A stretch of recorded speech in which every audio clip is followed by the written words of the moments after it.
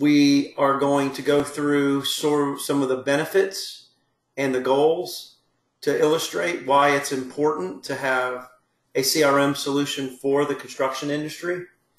And we'll talk about how you accomplish those goals and how those benefits are achieved.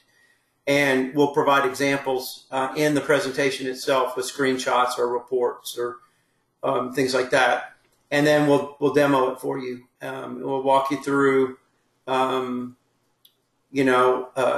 of a scenario of how leads and opportunities or requests for quotes come in, how you would manage them, how you would submit bids and proposals against that RFQ, check on the status, run reports, and then also, very importantly, how that integrates into Sage and how Sage plays a role in the benefits of CRM, because Sage plays a huge role because we're actively connected to Sage.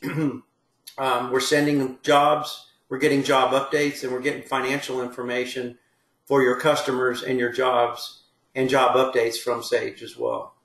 So we'll talk about that. All right, and then we'll wrap up with a Q&A, and we'll have a slide on how to get more information. We are recording it, and so the recording will be available after the webinar. All right, so let's get started. You may not have heard about TopBuilder Solutions, mainly because we're relatively new to the Sage Development Partner Program and to Asyma, but we have been doing this for quite a while. We started the company itself in 2008, so we're celebrating our 10-year anniversary. We have hundreds of builders across the United States and Canada. It's probably a small number now, but it's approaching 6,000 users or so. Now we focus on the subs or the specialty contractors, the general contractors, the developers or construction managers, and we also serve residential builders as well. So we have a wide array of different types of builders, but our software and our services are for construction, specifically for construction. And that's why we're here today, to talk about why that's important.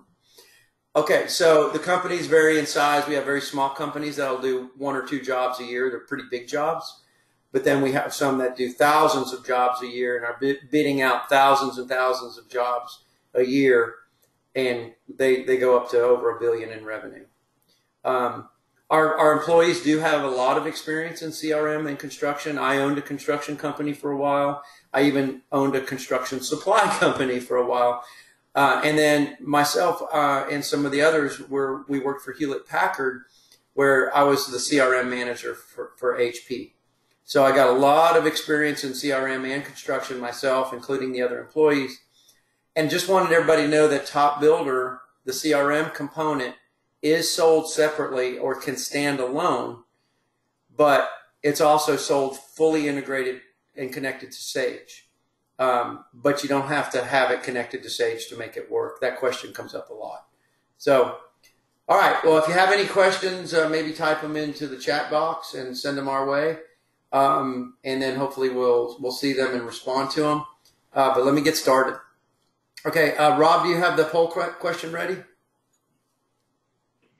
Yes, I do. So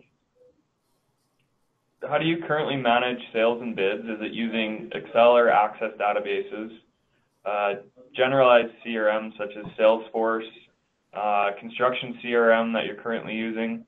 Are you using any type of bid tracking software, or is there any type of internally developed software that your company has designed by yourself or a close friend or a company that you work with? Or the last one is we don't. It's all manual. Okay. So I'm not sure what you guys are using, but at least be thinking of that, of currently what you guys are using to manage sales and bids. And if you have something you're using that you want to bring up, please feel free to share. Okay. Thanks, Rob. All right. So moving on. I'll tell you, we've done this webinar a lot, and what we find out is most folks are in the 1 or the 6 option. Either they're using Excel to track everything, or Access, or Outlook. They have a lot of their stuff in Outlook, or they're not tracking it. They're keeping it on a whiteboard, or sort of, and or they're doing it manually. Is usually the response we get. So here's what we want to accomplish by having CRM that's designed for commercial construction or construction in general.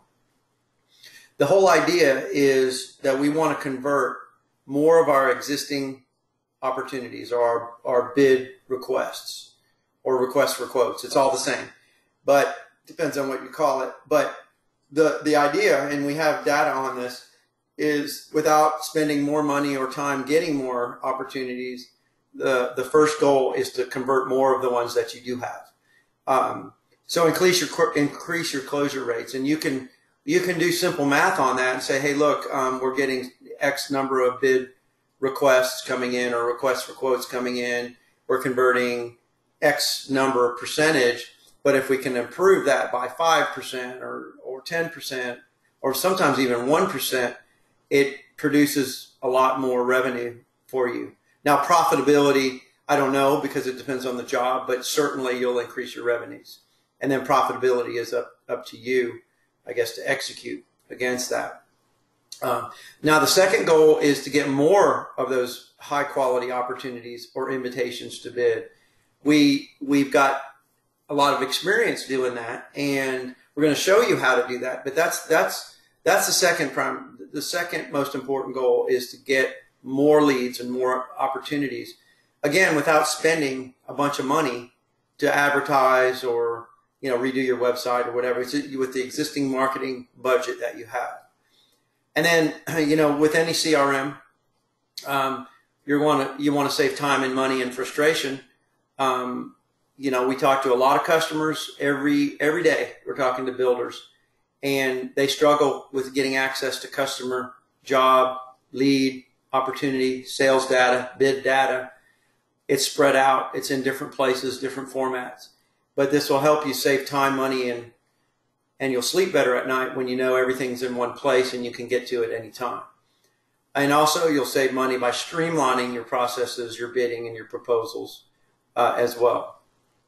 And then there's also benefits. There's lots of goals, but we're focusing on probably the bigger ones, or the most obvious ones, and that is protecting your company data. We hear stories all the time when salespeople leave, or their server crashes in the office or whatever, and you lose your customer data, your bid data. You don't know what bids you're working on anymore, or what's in the pipeline. It's gone. Or just simply how to contact your customers that you've spent so many years gaining data for, and you have a database of customers and prospects. You want to protect that, as do I for my own company, and everybody wants to protect that, but some people don't know it's at risk until it's gone, and we don't want that either. And then you certainly don't want to have any mistakes on your proposals and in your follow-up, and so we'll reduce those mistakes, and also we'll save you a lot of time and provide better visibility to what's going on with your company by producing projections of revenue, labor, job requirements, and things like that. So you're going to see that in the demo, and so I'll move on and let you take a look at it for yourself. Okay, so the main goal is to convert more leads and increase your closure rate. So how do we do that? First of all, and this is very similar to what we describe as best practices. We have a best practices webinar on sales and bid management, and this falls right into that. And best practices for improving your closure rates and your hit rates is, first of all, let's capture your leads or your requests electronically. Okay, so how do you do that? Well, certainly you want to have a form or a a place to capture a request for quote off of your website. And it could be a request for quote, request for information, or request for service. We do that for our other customers. So you're capturing your opportunities and your requests automatically from the website, including documents, and you submit documents and photos with that, and then they get routed to the right person, okay, directly from the website. Handheld data entry forms that may go on a phone, a tablet, or even a laptop, so that you can capture requests of quote information. Some people have a customer portal. If you're a subcontractor or a general contractor, you could have your subcontractor could have the GCs log in and submit requests automatically for a quote, and then also check on the status of jobs that are currently active, or even money that they owe you. So having a customer portal in place would be a big benefit. And then, of course, you may get leads from third-party data sources. We work with many of those that are providing bid opportunities for builders, and having them come in electronically and then routed is really important. And so, like I said at the beginning, I have some examples here of a form that goes on the website. That's a real form on one of our customers' website where they're capturing a request for quote. This is an example of a mobile form, and again, you're able to add photos or documents or specs, or you may have an RFQ document that they have to fill out. And then here's an example of a customer portal. Okay, and I'm going to show you these things too.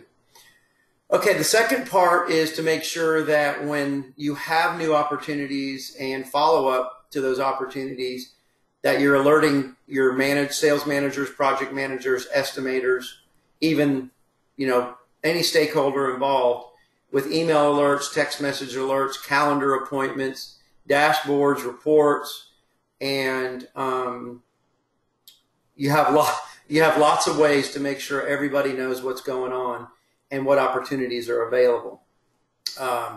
So you want to make sure you include the details, or at least a link to get the details for those opportunities. And I'll show you an example of that as well right here.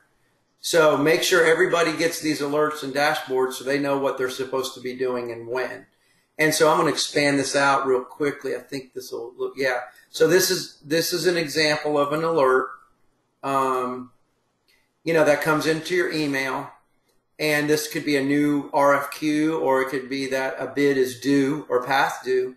And it's got all the information about the job, the contact, and a link to go get the information in in TopBuilder or your CRM.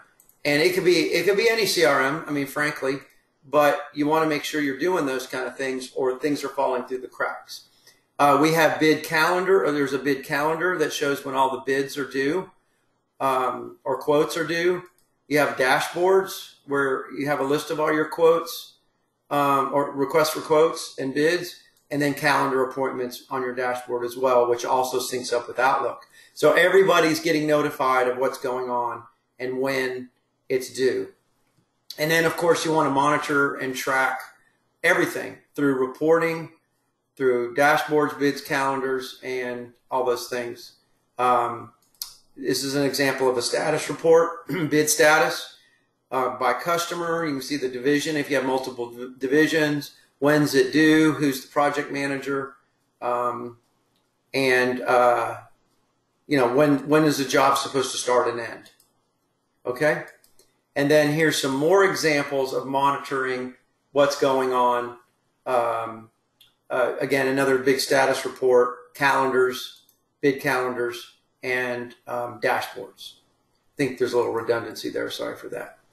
Another important way to track all this, if you're a subcontractor or a specialty contractor, is to track multiple bids for the same job. Because if you're bidding out multiple bids for the same job, you may lose sight of the fact that you've got 5 bids in this case, but it's all for the same job. And you're tracking it against the same job. And then when you win one, it closes the other ones out, and your reports show that. So your bid performance reports, your one loss reports, your tracking reports, and your dashboards don't show this up as 5 bids. It's really 1. And you're going to win it or you're going to lose them. And that's very important to have a mechanism to track multiple bids for the same job. We have so many contractors that use this, electrical contractors bidding out multiple jobs, sending multiple bids for the same jobs. They used to do this in Access, which is probably the most sophisticated way that we've seen. And then a lot of people were doing it in Excel. So that's very important. And I'm going to show that to you as well. Okay. Also, get some sort of proposal or proposal generation tool that allows you to standardize your proposals using standardized templates. And then you can create proposals, like in the scenario of multiple bids for the same job. You can create one proposal and then duplicate it and then change the customer name and things like that. And that way you're not spending all this time creating proposals from scratch. And it's also looks more professional. It is accurate because it populates the proposal right from the database. And then you're able to reproduce those over and over again without having, like I said, without having to start from scratch. And so here's an example of what one of those will look like. You have a proposal generation tool that actually fills in the blanks for this proposal with the submitted date, submitted by, job information, all the information that you want on your proposal. And then you can, over here on the right-hand side, you can email that directly as it attaches a PDF to the email, and then you can track it just to make sure they got it and opened it, things like that. Okay, so I'm going to move on to the next slide, and I'm going to show you the proposal builder in the demo.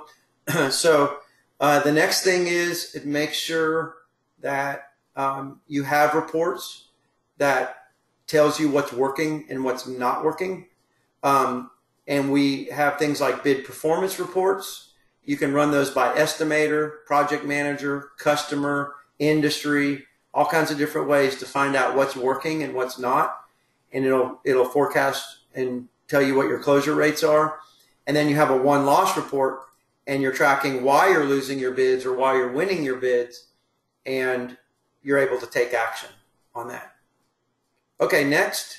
The other main objective is to get more opportunities. And so how do you do that? First of all, you want to make sure that you have follow-up for every step within the sales cycle, even after the job is complete. So even if you lose a job, you lose a bid, you're going to want to follow up on that to find out why and maybe ask for the next opportunity. That's very important. And then also, for example, when the job is completed, you want to go follow up to find out, is there more work? Is there a new phase? Is there another project in the pipeline?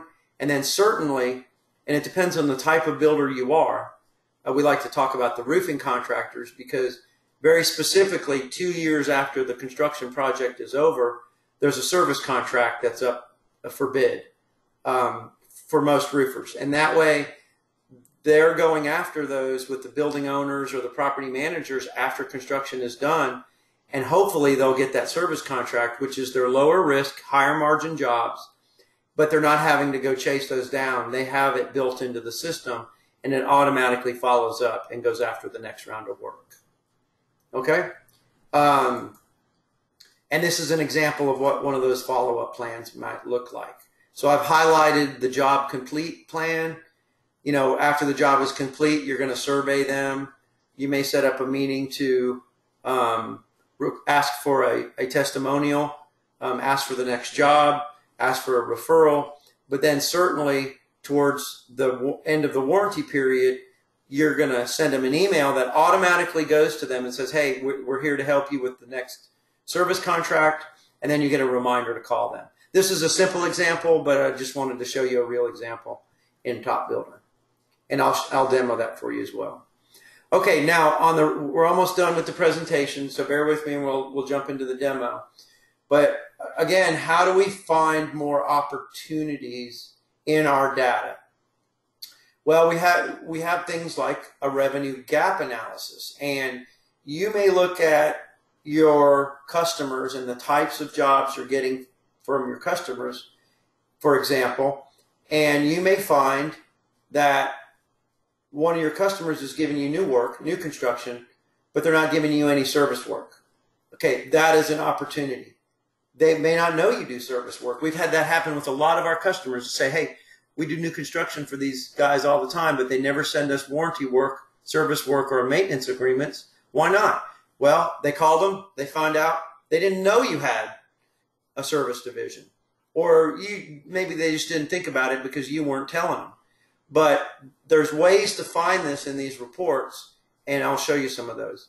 Also, you may do this by, there may be a particular opportunity within a location. Okay, if I bring this to the front here, you'll see it better. For instance, in, you can't see this real well, so let me move this out of the way. But for instance, for a customer, you may be getting a lot of work from a particular location, but not from another location. Well, why not? Well, you need to find out. You know, it could be that they didn't know you had that opportunity or that service in that location, or you may have screwed up a job. Who knows? But there's an opportunity there because New York, in this case, is not giving you any service or maintenance work, and you need to go find out why. Or if you see a drop-off in jobs between January, February, and March, hey, you may say, why aren't you sending any more jobs? And you may find out that you didn't do a good job or that your proposals are being submitted late. I mean, who knows? But if you don't see this on the report and if you don't ask the questions, you may never know. So we try to help you with that. And then finally, this is not necessarily tied to that last objective, but staying organized and automating your processes and keeping your data in one place provides benefits for projecting revenue and labor and job requirements. And to do that, it's really important to get integrated with Sage or your ERP system so that you have updated job information, updated customer information, contact data all the time. And then you can also, when it's time to do some marketing or email or maybe prospecting, you have all your data in one place. I'm showing you a revenue forecast from what's in your sales pipeline versus and also what's in Sage as a real job, but you wouldn't be able to do that without integrating with Sage. And that adds a tremendous amount of value. So some of our customers tell us this one report saves them 4 to 6 weeks worth of time every quarter. So that's huge. So that's a good example. All right. So what I'm going to do is I'm going to jump into the demo. If you have any questions, throw it in the chat box there, and I'll try to keep an eye on it, and we'll address it as any questions as they come in. Okay, so I need to switch my sharing over to the software.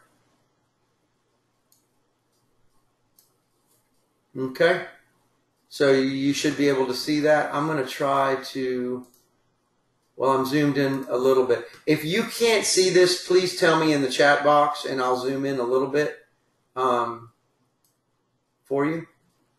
All right, so I'm going to log in to TopBuilder, and I'm going to log in as a Sage user. And let's pretend like we went through that process in the presentation and you've received an alert that you have a new opportunity or a new request for quote. And I click on a link and it takes me directly into TopBuilder, and I log in and I can see my dashboard, or I can go directly into one of those opportunities. But now that I'm here, I can see that I have a list of all my opportunities. I can drill down into those opportunities. I can see my tasks. I can see my reminders and my alerts that I have to do today or tomorrow. I have a pie chart of a breakdown of my jobs and where they stand in the pipeline. And I have some warnings. I have some opportunities with no next steps. I have some tasks and alerts that are past due. But I can also go in and I can manage my leads and see real quickly by status. Let's say it's a new opportunity. I can go look at all my new opportunities, and I can also find out when is the bid due. Okay? So not only am I getting alerts, but I have a dashboard. I have a screen to manage all my leads and all my opportunities. And I also have a bid calendar. And on my bid calendar, I can go in and I can see who's working on what. And in my case, I'm logged in as Dave. And I can see that I have 2 bids. One is due on this date and one is due on this date. And I can drill down into those and find out more information about that opportunity, including all the notes, all the history, and all the documents. Okay? And I'll close the bid calendar. Now, what I'm going to do here is I'm going to go in and we'll say, okay, I have this bid opportunity, and when I clicked on a link, I'm going to go right into that opportunity, and it's going to tell me everything about that job and about that customer so that I can do my job and do what I need to do. It's going to have the details of the job. It's going to have the contacts. It's going to have the expected revenue.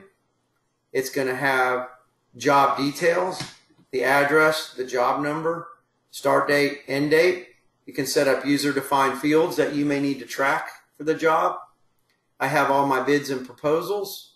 So you may have multiple bids against this job or just one, and you can track those here.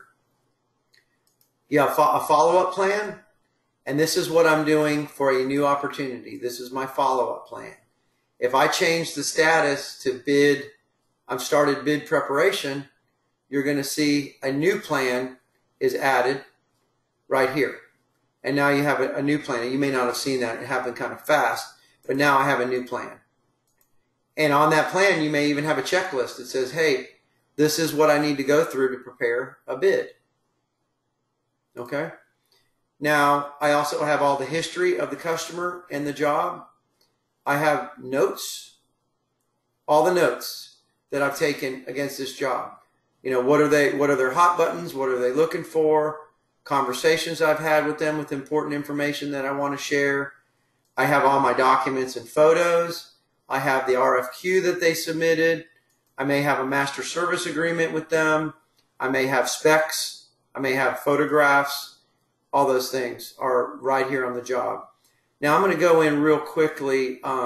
I want to show you some of the information that comes in from Sage, and then we'll go back to that. So for this customer, okay, from Sage, we're going to pull in job history.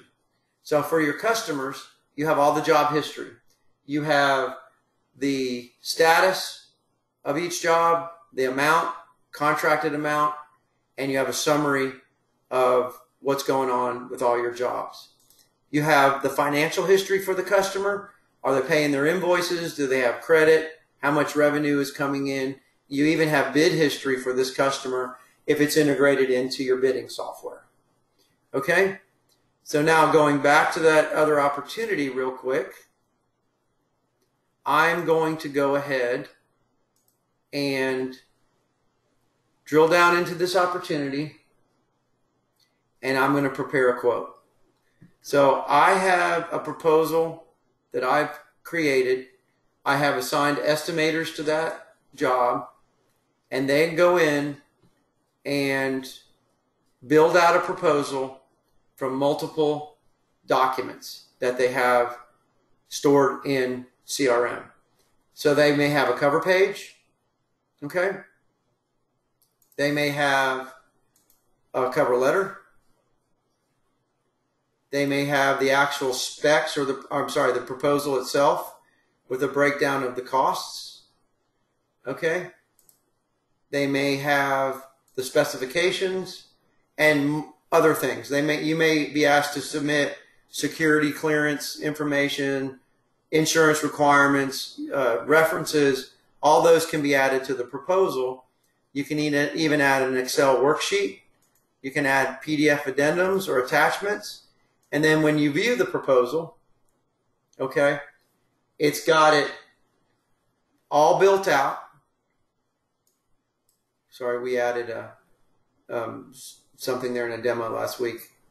But they have the cover page, you have the cover letter, you have the breakdown of the costs, and then you have the actual specs.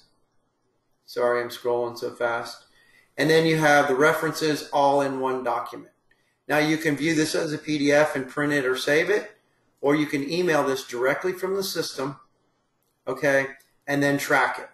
So it attaches the PDF directly to the email. As you can see, it looks really good. And then when you email it, you're going to get alerts. Now I'm going to turn that off and I'm going to send this really quickly. So the proposal's being sent, and you'll notice now that on that job, when I go back to it, the status is automatically set to proposal or bid submitted, okay? And I have a new follow-up plan to follow up on that bid after it's been submitted. Now, once that job is awarded, and I say job awarded, this is where the information goes over to Sage. And it will create the job in Sage. It'll add the customer to Sage. It'll add the contacts to Sage.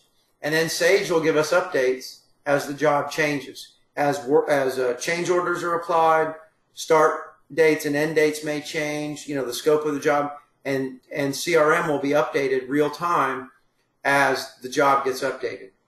Now, also, what will happen is the customer information will be updated from Sage. The contacts for that customer will be updated.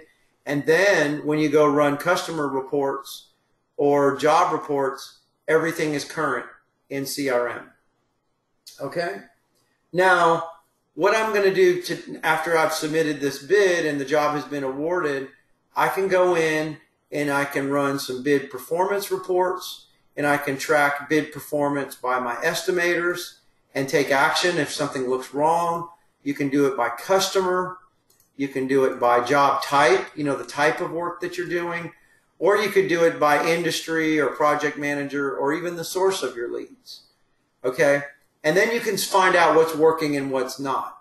You can run bid status reports to see what bids are outstanding, which bids have been submitted, which bids have been awarded, and which bids have been lost.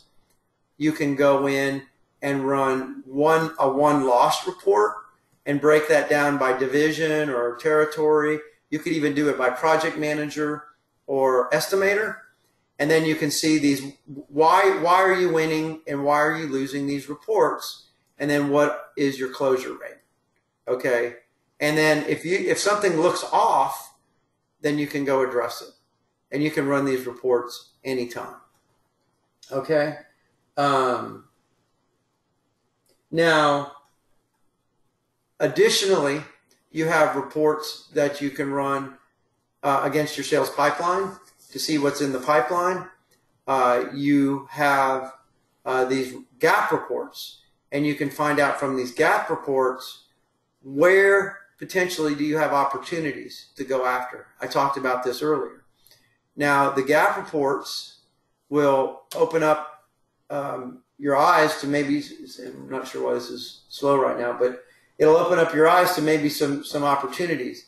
And like I said in the presentation, the highlighted area here is telling you, hey, I'm not getting any service work from Home Depot.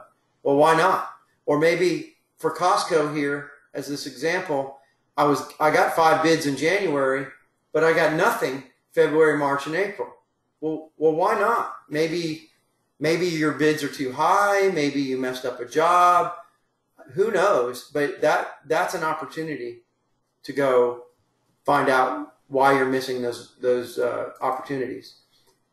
You could do this, like I said, by location as well, and find out by location maybe where some opportunities and where some gaps are. Okay? So this is all very important stuff. Now, we're about done. So if you have any questions, please let me know. I'm going to go back to the presentation really quickly and reiterate some of the things that we covered today. All right. So what we talked about today was, why is it important to have construction CRM? Okay. First of all, it's going to help us convert more of our existing opportunities. We're going to be able to close more deals. We're going to be more effective in our bidding. Nothing's going to fall through the cracks. We're not going to be scrambling at the last minute because we know what's in the pipeline, when is it due, and who's working on it or who's not working on it. And then hopefully we're using a proposal builder to generate professional, repeatable, quality proposals. We're going to get more opportunities from the customers that we have by following up on the jobs when they're done. And then also, if there's opportunities or gaps in the jobs that we're getting from our customers, we're going to find those on reports and we're going to go after them. We're going to save ourselves a ton of money and time by, keeping all our data in one place, by streamlining the sales and the bidding process. And we're also going to protect our company data and save time preparing some of our reports that we normally would do manually. So that's it. If anybody have any questions, please let us know. If you want more information, you certainly can follow up with the folks at Asyma, or you can contact us directly. And please let us know. You should probably not have a typo in your email address, but you let us know that you found out about us from this webinar, so we know where you came from. But please reach out to us. We'd love to hear from you if you have any questions or if you want to see a follow-up demo. Thanks, Dave.